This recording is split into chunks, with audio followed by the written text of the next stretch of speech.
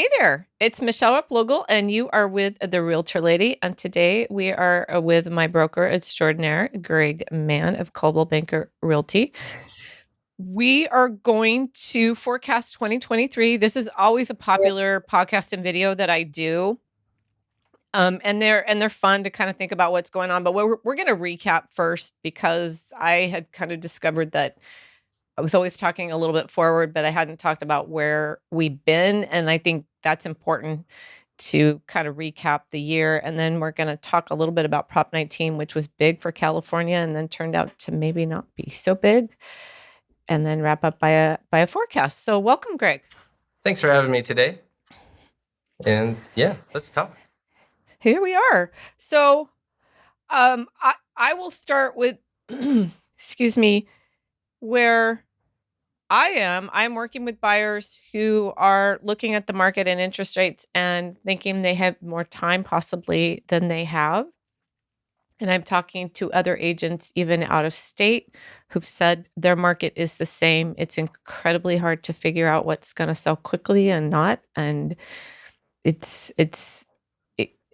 my guess is it's still the same, really, even it's been throughout the whole year, is if you want a property, you should probably bid on it and get going because you just don't know. And from a broker perspective, what are you seeing? I'll tell you what, today there are actually two transactions closing which are related. One that closed yesterday that was also related. This was a 3-home sale extravaganza.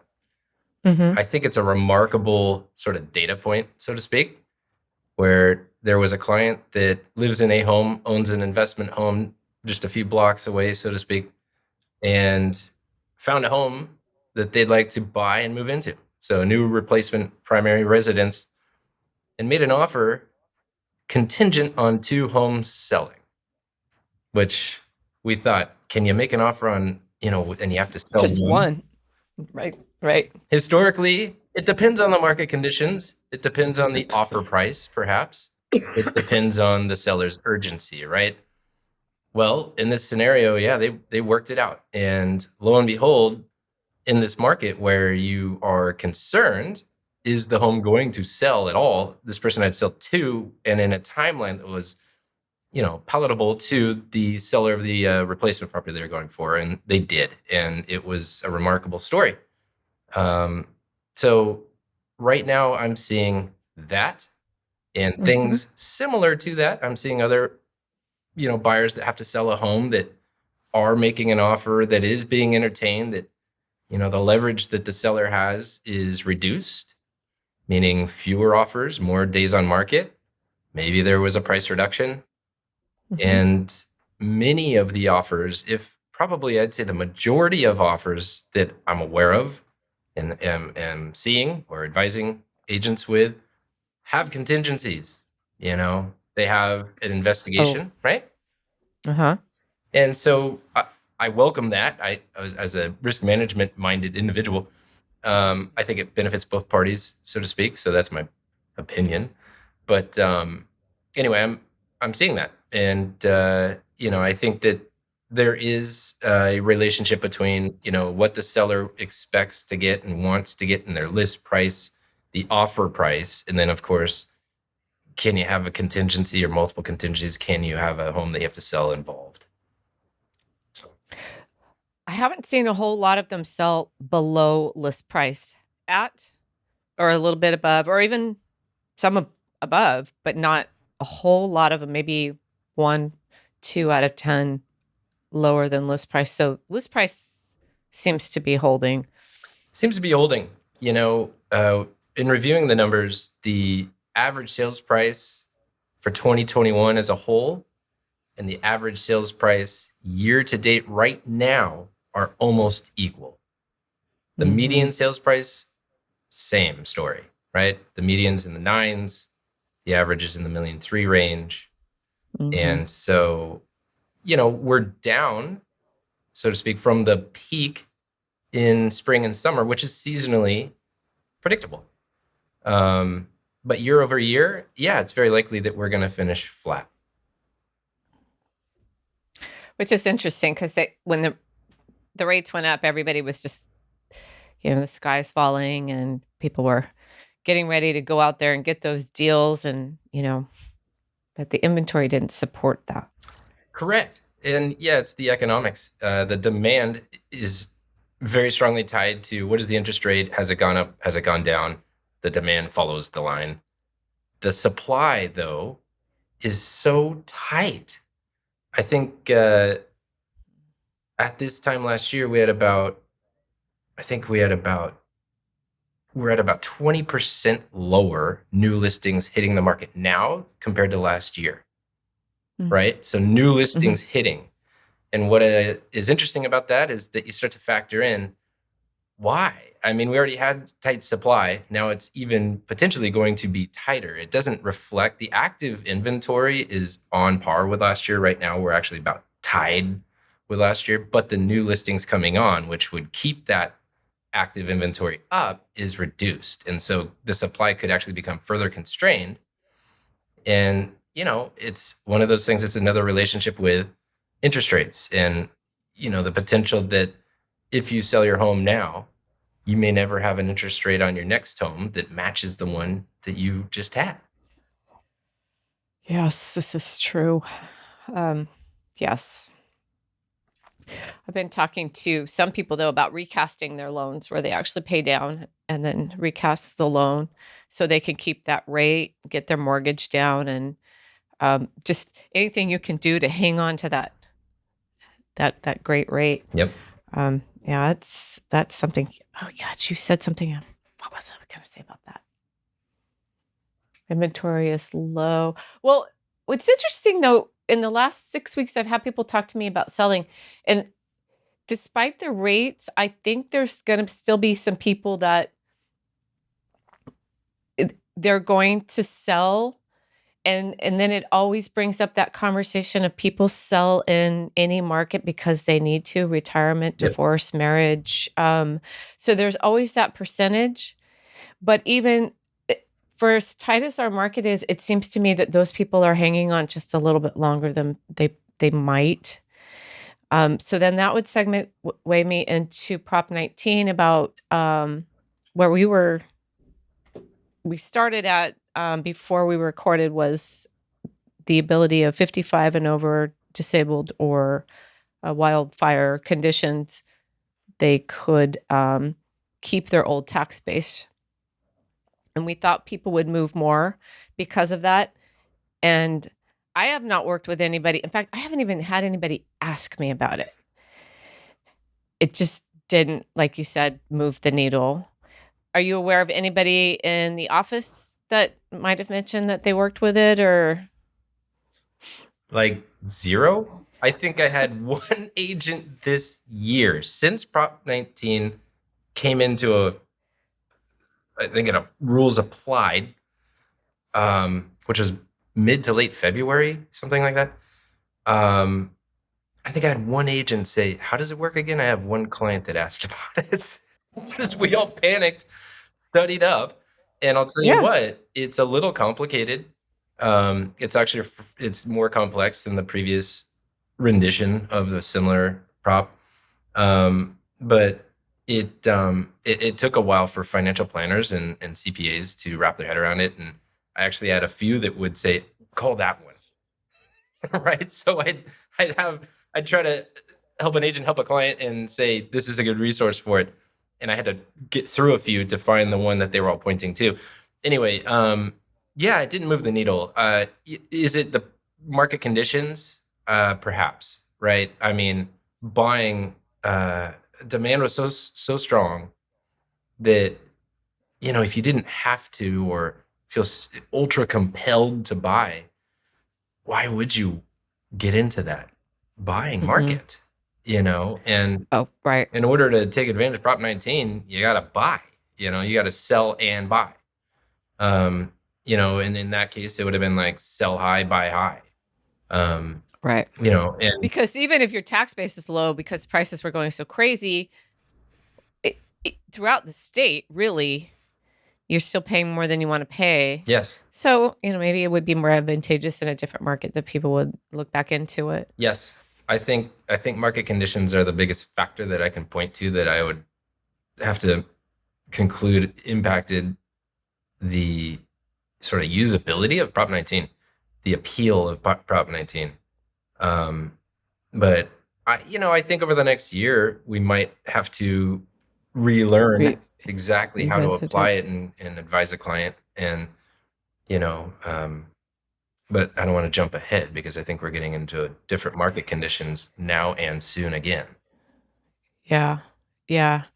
A good trust or probate attorney really understands those. Talking to them before your parents die. And I want to add this in because I am going to layer this. I'm going to do some more about this too, but please get your ducks in a row with mom and dad before they can even make those decisions. Because I did have a little bit of that this year where we were at that. We had like 10 a.m. in the morning till 10:30 that mom was good to sign stuff and understood what she was signing. And then by noon, we were done. So, just my warning right now. Just if you have any of these questions, go get them answered now. So what do you see happening next year? Do you and Dimitri ever, Linda at Guaranteed Rate, you guys ever just kind of chat about where things are going, or more about 49ers and that last quarter, which was pretty good? It was pretty good. was actually, very there were a good. lot of good games this last weekend.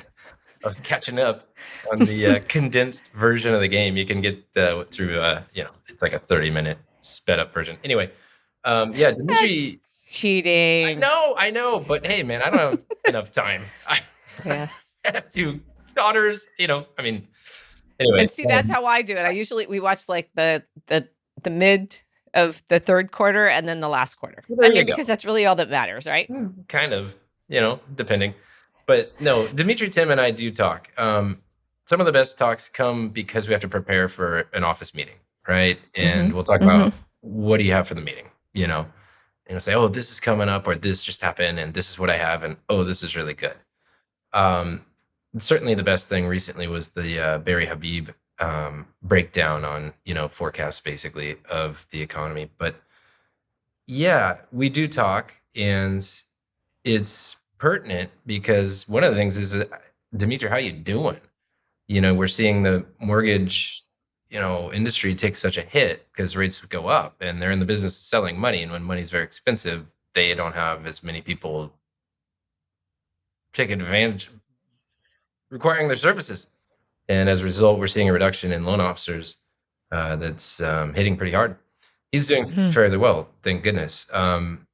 But he and I tend to have like minds on anticipated, future movement. And I can't speak for him. Personally, what I see is that recently Lawrence Yun, the chief economist for NAR, did mention there are gaps between the 10-year treasury and the interest rate, right? And those lines, if you look at that line graph, they are almost a perfect correlation always, right?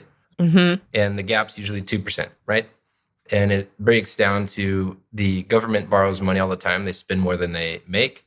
And so they're a big borrower, and they generally get a better rate than we do.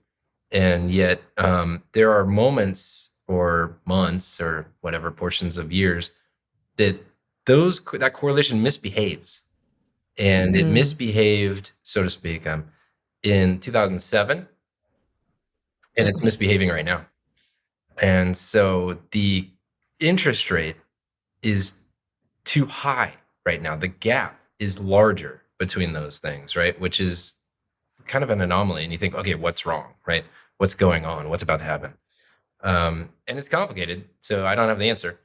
But typically, the 2% gap between the 10-year treasury and the average interest rate, it should, if it were behaving right now, it would be about 6%, possibly lower, possibly down to 5%, depending. I haven't checked the 10-year treasury bond.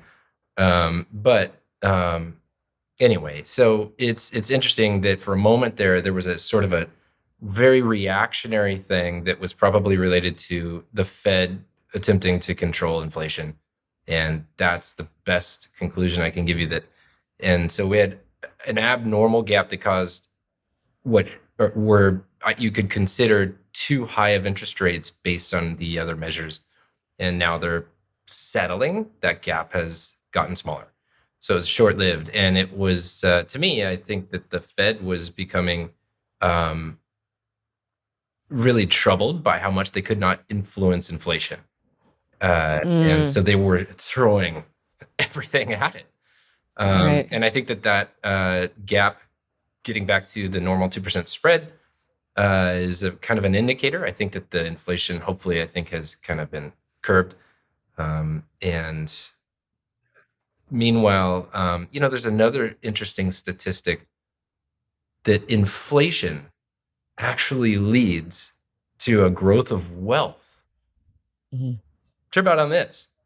I love this. And this is in the answer to what's coming next year. So it's involved. It's that the average W-2 employee, they get the cost of living adjustment on their salary or their wage. And it's a complex thing, but it's tied to certain indexes like inflation rates. So wages should, if they behave, increase relative to inflation. So when inflation's high this year, there should be an increase in wages, which hits over the next year as inflation comes down. And it actually creates a little bit more wealth, and it's a redistribution of wealth, right? Because it's generally speaking, it's the more mid or lower range earners. And so anyway, I think that's a fantastic, interesting study, and that I think it applies heavily next year. And, that's the sort of earner that has the biggest trouble buying homes in Santa Cruz County, right? And so what a fun thought that if that comes to pass, that they may actually have more liquid cash earnings that they're not spending, and inflation subsides a bit so that they're not, right? So their cash flow situation improves, therefore they're saving. It might take a while, but that's down payment money. That's monthly mortgage payment, right? And so if the interest rate and inflation both are more appealing, then hopefully the adjustment to wages, it goes the opposite direction as those two numbers, right? Anyway, so I think that starts to hit late next year. I think that we're going to see a lot less stress. I think we're going to see a little more stress in a minute, unfortunately, as we see increased layoffs all over the place. I mean, the layoffs are insane. It's everywhere, every industry. No one is spared, or on pins and needles in certain companies right now. I mean, Meta, I mean, huge. But anyway, so I think mid to late next year, we're going to see some real reprieve. I think we're going to feel it. The other thing that's interesting about next year is that as a result, in part, to this year ending up potentially flat with regards to home values in Santa Cruz County, the appreciation could be literally zero. It may even be a negative number, which seems absurd, but we have a real compressed time frame for housing statistics, right? So we were going way up. Now we're way mellower. It's everything's happening so much faster. But at the end of the year, yeah, we may have zero. We may have a negative on appreciation. We may be at this time, our marketplace in Santa Cruz County may be absorbing the adjustment already on a level that next year may not have much negative at all. I'm starting to believe that we may not have a decrease in average price. I think that we may stay strong. And it's because of all those things I just mentioned and what we spoke about earlier with constrained supply. So if Prop 19 starts to become more appealing, well, maybe then the supply loosens a little or not. But it's that's a long answer. But those are the things that I'm mindful of when trying to anticipate 23. So a takeaway I see from that is probably still, despite the rates, you might want to look now because a little late in the spring, you could see prices get out of reach for you despite your job situation and your wages. The other thing would be to keep an eye on your spending. If you see your spending going down, things are cheaper, maybe saving more money. We're not talking the don't have Starbucks coffee and you can save for a house, which just is so stupid.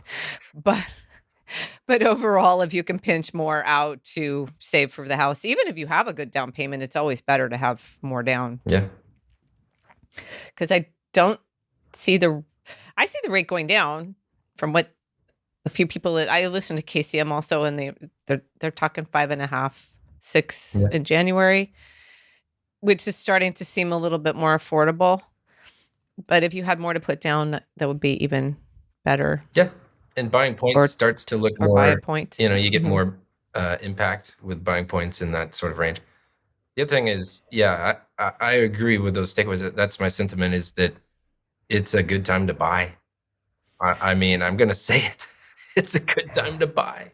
Well, in this area, I always try to get people to, if they're interested, to look now too, because, it was raining really hard this last weekend, and I showed a couple houses and I was like, you get to see what really happens at this house on this day. Like any other, we could have next year with no rain, and then the following year, you're going to be like, wait, I didn't know this happened at this house. So it's actually, I like to show property kind of at its worst. Well, absolutely. Kind of see it at its worst. It's a managing expectations from a, they get to see how messy does this place get? What are the or how dark problems? Dark. That's the other one that came to mind as well. It's a big deal here. Light and bright, right? Is sort of what we're looking for. But when it's dark out, how dark is it relative, in this home versus the other one? How does the drainage perform? I saw that too. And sellers are typically a little bit more motivated, and they're ready to move on. They've made their decision to move regardless of the market. So, but yeah, I can kind of, so what you laid out, I hadn't been aware of, but that looks like a very sneaky market. Yeah. Because as that shift happens, you may not notice it. You're going to go to the gas station and your gas is going to be a little cheaper in your groceries, but you're not going to notice it right away. And you're looking at houses casually. And then all of a sudden, when you finally make that decision to hire the agent or even sell, and then you're like, wait, what's going on? I have to, if I'm the seller, it's back to got to get everything done up front because it moves too fast to do anything later. You know what I mean? It seems like it's almost like going to be kind of a sneaker market. Like you have to be a little careful. Yeah. And it's really tricky trying to measure things to anticipate. So even advising is going to be tricky. But yeah, we're seeing days on market creep up, which seasonally is not a big surprise, but we're getting into the 35 days on market average range. And every week that goes by equals a lower sales price historically. And, they're outliers in that data point sort of. But anyway, it's so, list price to sales price ratio is going to be interesting, right? Sellers are not always ready to hear what you think the list price should be when you're an agent and you're advising. And padding things so that, negotiation, I want to start here so that if we have to negotiate down, it's like, anyway, so it's going to be tricky in that regard too when it comes to the sneaker market. If you were to price something right now, based on would you have priced it like December last year? Statistically speaking, you're pricing decently. That's a decent strategy. And that is going to be a tough sell, so to speak, when it comes to advising a client. What about this hot market all year long? We've been going up, up, up, right? Yeah, it does that every spring and summer, right? But when the year finishes out, it's usually below that peak. This year, it's below that peak. It's actually at, January or December 21 level. And so, if that's a tough thing for people to, as a seller, for them to think of strategy and think that that's, the approach, then we're going to see statistics that look like price reductions, right? And price reductions cause us to draw conclusions that, the market's going down. Well, you have to be careful because list price is going up and market, the sales price is being stable. You could draw the wrong conclusion. And so anyway, so it's a complicated tale. Um, yeah, and yeah, sneaker market, and how slowly does the middle income or lower income perhaps earner accumulate savings, right? How much are they tightening their belt like right now? I mean, book a vacation, I dare you right now. Oh my gosh, it's so expensive. And when is it going to be cheaper to fly to Hawaii? For goodness sakes, man. It's supposed to be less than it is right now. And Southwest entered that market, right? And Alaska and Southwest, it's a race to the bottom. So why isn't that working for us, right? Maybe fuel, I mean, Fuel also, futures. and, Yeah. and the other thing that's so weird is that we, you know, as an employer of W-2 earners, that are W-2, um, about, beginning of the year, you couldn't find people to take the job. You couldn't hire it like, well, maybe if you pay me more and I get to work from home a lot of the time, I'll maybe take the job. Whereas now it's like, sorry, we have to lay off all of this department, right? And in one short year, I mean, maybe as short as 8 months, the job market flipped a 180, right? So back on that theme of compressed time with certain activities or, trends, or just the time that, oh, that should have gone over like the next 2-3 years, that should have like slowly adjusted. It just wham, right? Anyway, so we're still, I think it's still like a ripple effect from pandemic, economic shutdown, and of course you couple that with just the new norm stuff, right? Well, yeah, okay, you can work from home like half the time, and just so it's really still that we're but one of the things that's really awkward about all of that is the unemployment figures aren't really reflecting what the layoff media, feed is saying, right? So it's just it's really hard to figure that whole thing right there. It's but so many of the employers.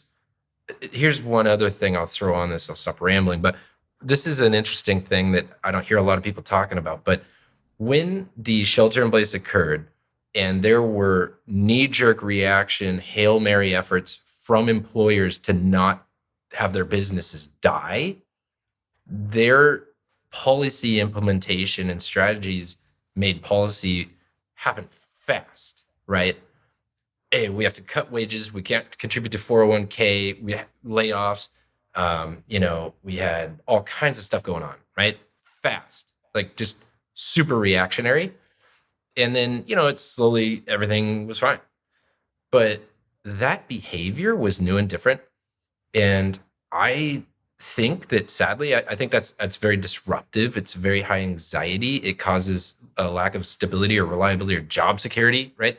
In the average person. I don't know. And so anyway, I think that behavior happened and it broke the seal. And now I think there is more of an appetite from employers to just big reaction when they think a forecast means something.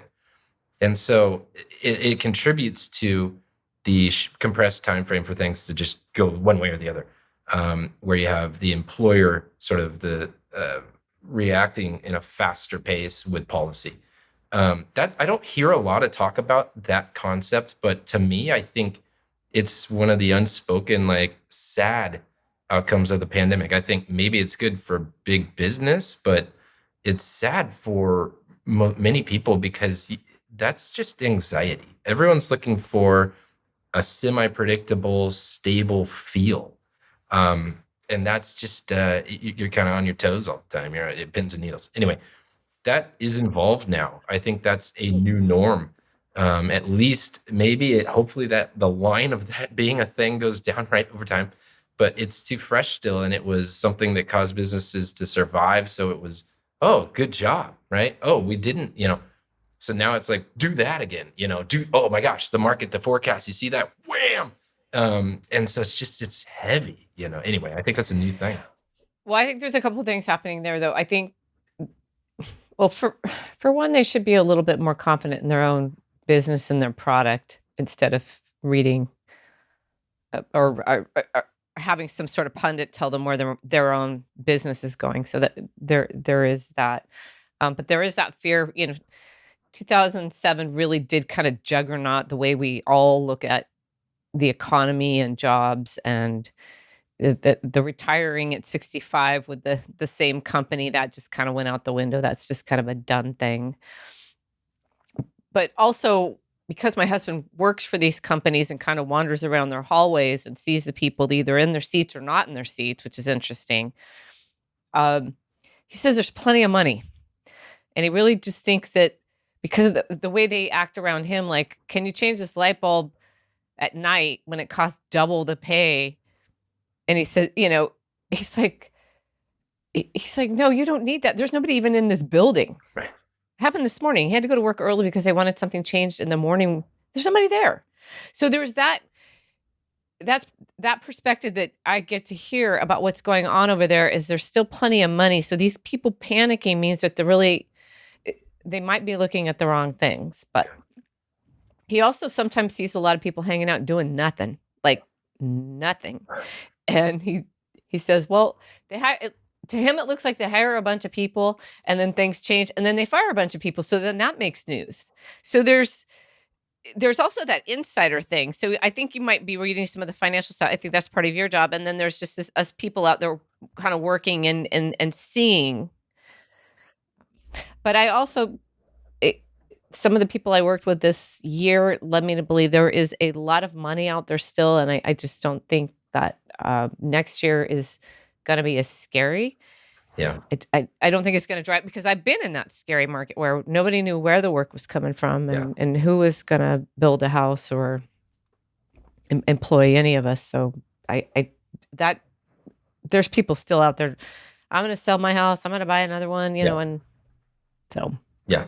And, one of my other statistics I like to grab onto is the average equity in the home statistic. I really like that statistic because I like when people have equity in their homes. And they do. Newsflash, people have lots of equity in their homes on average. They have almost 60% equity in their home on average in the US. That's in the US, which is huge. More than half. So their mortgage payment or their mortgage principal amount, loan balance, is less than half of the potential value of their home. That is significant. And that, compared to 2007, which we keep saying, well, that was a recession. Is this like that one, right? So we can't help but compare, even though it's completely different. Everything's different. And that's one of the big differences in the housing market, is that at that time, 20% or less average equity in the home. And when prices adjust 20 to 30%, where does that put that homeowner? Underwater? Where is their comfort level? Why would I pay a mortgage payment or whatever? Cash for keys, right? All that. And so when the economy is tied to the housing market so closely, it's the largest sector in the housing market, whether it's residential sales, residential building, all that. When we have equity in our homes, it's a much more stable market. And so, and that could be why people may not even be using like Prop 19 or even moving to. It's just, you've got that kind of nut that you just like, oh, I'm feeling very comfortable about that. And if I go buy something else, and you've kind of spent that savings, as it were, and that goes away. So that people do like to feel more secure with that. I'm going to plug the podcast I did a couple weeks ago with Brandy, only because it will help people understand the foreclosure market a little bit. She thinks it's going to go up a little bit, but I go back and I look at some of these properties online and kind of look at the history of the notice of defaults and the notice of trustee sales. And, these people have been in trouble for a long time. It's just these conditions that actually kind of flip the switch. So then it makes it seem like that it was caused by that. But some of the ones I was looking at, they were having problems in 2016, 2018. Yeah. And and then they probably got it prolonged because of, and that was the same thing before too, as we saw we had people coming in when I was working with Brandy. They'd been in trouble with the bank for almost 4 years before it collapsed, but they were already they were already done. This just kind of was just Yeah. the impetus to kind of get it moving along. So you'll see that, I think, in these conditions where, and then, like you said before, the media will like to jump on this and make it this condition based on this, but it's really kind of just two twains meeting, but not necessarily caused by each other. So Yeah. it's People always are good to be looking reminded for of that. stability, and how hard are they looking, or how firm are they grasping what they feel is the stability in their life? The fist has tightened. The stability, the desire for stability is strong, is high, right? Because nothing has felt stable for 2 years. What is stable, right? What is stable? So yeah, I think that there's a reluctance. If it's not broken, don't fix it. If I have 60% equity in my home, a 3% interest rate. Well, and they just told me I had to stay in my house for a whole year. Right. What if that happens again and I've bought a house I don't like, or I've moved to a city I don't like, or I've changed my situation? I'm happy here. So I mean, look at what happened in China, right? I mean, wow. And now you got a borderline revolution, right? I mean, where's that going to end up? I don't know. It's a political storm, I'll call it. It is. But yeah, what if you have to stay in your home again? Well, they apparently did for a minute. Maybe not now as much, but China's a big marketplace. This is a global economy. What net is that, right? Stability, hold on. Well, and I think that's what my own personal opinion is. I think that's why the Fed's kind of miscalculated on inflation. Is the whole world was going through economic changes, and we can only control so much, and then we have all the other markets that feed into ours, and we feed into theirs, and you can't control those markets, right? And then they will juggernaut ours. I mean, we're global now, where everything's global. We have to understand that. I think there's a lot of people that don't, but that's my own opinion. And it's either that they do or they don't, or maybe they do, but they think they can control some or more of it. Not sure. So in closing, I think we kind of fleshed something out. And when I said sneaker, it kind of made me think of the oceanography term. Sneaker wave is the one that you don't see coming. That's kind of tsunami-ish, and you're not aware of it. And I think that is a really good way to probably forecast, not maybe the beginning of the year, but maybe mid-year. Yes. Where there might be a shift. And then we're also busy, right? The weather's nice. We're outside and school, and now we get to go run around again. And all these things are starting to happen. And then we're going to be in this like, wait, what's happening? That could happen a little bit in the market. I think that we'll have some of those seasonal patterns that we've all been accustomed Always to. had. I think will be in play. And yeah, at the time that the things usually hit around spring and summer, they will hit. And it will catch some people off guard, that it's going to behave. I think the numbers are going to start to behave around spring and summer, meaning reflect historical seasonal patterns. And so it's going to come down to what's supply going to do. Cost of building is another one. Is it going to be reasonable? Can you actually build a house and sell it and it makes sense, on a scale? I mean, new starts, right? It's not happening, and so the constraint on supply from the new starts being low, from stability, please, 60% equity, 3% interest rate, are those things going to move a little bit? And yeah, I think that spring, summer, they will, if inflation does go down, which it seems it will, wages do go up a little bit, there's going to be some demand that's going to be noteworthy. And so, yeah, to wait to buy, I'm going to do my final push on, think about buying. If you're trying to buy ever in the next year or two, go buy. be one of the few that look at the home and the seller is motivated, and so the seller that's doing this, right? Well, they're like, but we have to, right? So they're amenable to talk about, you got to sell a home. Okay, can you offer a little higher price so we're like feel like it is good for us too? So that's keeping prices right. It's so anyway, but meanwhile, yeah, the cost of money is high comparatively to recent times, but refinance. My favorite thing though, 2-1 seller buy down. Oh my gosh, that is the coolest thing you can do. If you're getting a seller buy down, 2-1 buy down, it's a very specific product.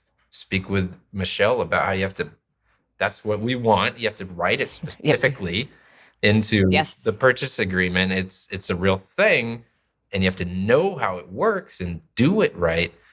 But it's fantastic for your monthly payment, and do that. And if you want to refi when it gets good, probably third quarter or fourth quarter next year. And when I say that, I mean lower interest rate. Good. But yeah, get your ducks in a row. And one of the ducks to get in a row is buy the house now. And so anyway, that's my plug on, I think, good time. My last plug will be, I've been calling vendors for work to be done. Window guys, flooring guys, they've been picking up my call on the first ring. Yes. So if you do have some extra cash and you want some projects to be done, this is also the time to do that. That's correct. Because these guys are picking up the phone. And it's not because they didn't want to talk to me before. It's just because they were too busy. That's right. Yeah. So, I'm going to plug that in a video coming up soon too. Is if you can, this is the time to go ahead and get those projects put on hold because they were all too busy. Right. You can hire people now. You can hire people. I spent 2 years going, I don't have anybody for you. I have, I give them lists of people and just say, at one point, so I was sending out the Contractors Guild website, which is very good, reputable builders. Yep. And there's lots of them there. So I can send out just a whole link and just go, okay, start here, because I don't know. I don't know who's got a little extra time. Right. Well, thank you very much. Thanks for having me. Appreciate you. Always a pleasure. Coming on. And we did, I know the market usually trends the same way, but it does sound like you might need to keep in touch with professionals if you're thinking of making a move to see if you can get a better read on what and if things are changing. Yes. Yeah. Awesome. Well, thank you so much. Thank you. Happy holidays.